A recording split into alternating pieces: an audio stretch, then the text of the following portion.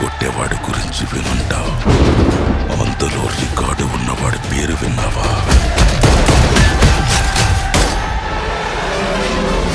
అతని దళపతి. ముట్టుకోకు, ముక్కలు చేసేస్తాడు. బాబాయ్ ఇప్పుడే జననాయగన్ మూవీ చూశాను. సినిమా ఇండస్ట్రీలో ఒక హీరో సీఎం అయ్యాక వచ్చిన ఫస్ట్ మూవీ ఇదే, అండ్ జోసెఫ్ విజయ్ గారికి లాస్ట్ మూవీ ఇదే. జననాయగన్ మూవీ ఎలా ఉందో నా ఆనెస్ట్ ఒపీనియన్ చెప్తా. అసలు చాలా మందికి తెలియని చిన్న మిస్టేక్ ఏంటంటే జననాయగన్ తెలుగులో జననాయకుడు. ఇది చాలా లాంగ్ అవైటెడ్ మూవీ. యాక్చువల్గా ఇది తమిళనాడు ఎలక్షన్స్కి ముందు రిలీజ్ అవ్వాల్సిన మూవీ. కొన్ని రీజన్స్ వల్ల పోస్ట్ పోన్ అయింది, బట్ ఫైనల్గా వచ్చింది. అండ్ సినిమా ముందే లీక్ అయింది, అండ్ కొన్ని సెన్సార్ ఇష్యూస్ కూడా వచ్చాయి. So first starting chief minister of Tamil Nadu అని కార్డు కూడా వేశారు. ఈ movie Bhagavanth Kesari movie remake అని రూమర్స్ వచ్చాయి, బట్ మూవీ టీం క్లారిఫై చేశారు. అండ్ మన అనిల్ రవిపూడి గారు కూడా చెప్పారు కొన్ని సీన్స్ మాత్రమే తీసుకున్నారని, మూవీ రీమేక్ కాదని.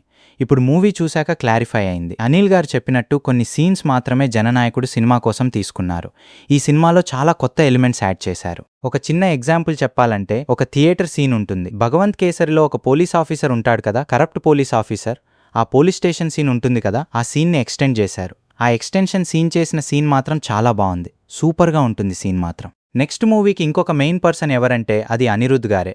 బట్ తమన్ గారు భగవంత్ కేసరికి కొట్టిన బీజిఎం రేంజ్ వేరే, కానీ అనిరుద్ధ్ గారు తన స్టైల్లో మాస్గానే కొట్టారు. అండ్ ఈ సినిమాలో మన పూజ హెగ్డే గారు కూడా ఉన్నారు. ట్రైలర్లో పూజ గారిని ఎక్కువ చూపించలేదు, కానీ ఈ మూవీలో కూడా ఆమెను ఎక్కువసేపు చూపించలేదు. ఆమె స్టైల్ చాలా డిఫరెంట్గా క్లాసీగా ఉంటుంది. అండ్ ఈ సినిమాలో మమితా బైజ్ గారు కూడా ఉన్నారు. ఆమె చేసిన పర్ఫార్మెన్స్ చాలా బాగుంది. స్టంట్స్ కానీ యాక్షన్ సీన్స్ కానీ చాలా బాగా చేశారు. అండ్ ఈ సినిమాలో విజయ్ గారు డ్యాన్స్ మాత్రం అదరగొట్టేశారు. ఒక సింగిల్ షాట్లో విజయ్ గారి ఓల్డ్ మూవీ బ్యాక్గ్రౌండ్ మ్యూజిక్ వస్తున్నప్పుడు డ్యాన్స్ చేస్తారు.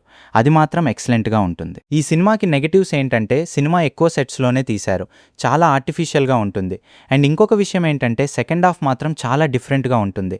అసలు హీరో ఎందుకు ఇలా చేశాడు, ప్రజల కోసం ఎందుకు నిలబడ్డాడు అని. అండ్ మనకి చాలా సీన్స్ చాలా కనెక్ట్ అవుతాయి, కానీ కొన్ని సీన్స్ ఇంకా ఇంప్రూవ్ చేసుకుంటే బాగుండేదనిపించింది. ఎందుకంటే కొన్ని చోట్ల ఏఐ యూజ్ చేశారు, అవి కొంచెం డిసప్పాయింట్ అనిపించాయి. బట్ ఓవరాల్గా సినిమా బాగానే ఉంది. అండ్ లాస్ట్ 30 minutes మాత్రం చాలా సీన్స్ కనెక్ట్ అవుతాయి. అక్కడ విజయ్ గారు యాక్టింగ్ అదరగొట్టేశారు. ఓవర్గా కాకుండా చాలా న్యాచురల్గా అనిపించింది. క్లైమాక్స్ మాత్రం action scenes, dialogues, background music చాలా బాగుంటాయి, సూపర్ ఫీలింగ్ ఇస్తాయి. ఓవరాల్గా చెప్పాలంటే జననాయకుడు ఒక పర్ఫెక్ట్ మూవీ కాకపోయినా ఒక ఫేర్వెల్ ఎంటర్టైనర్గా చూసినప్పుడు బెస్ట్ ఫీలింగ్ ఇస్తుంది.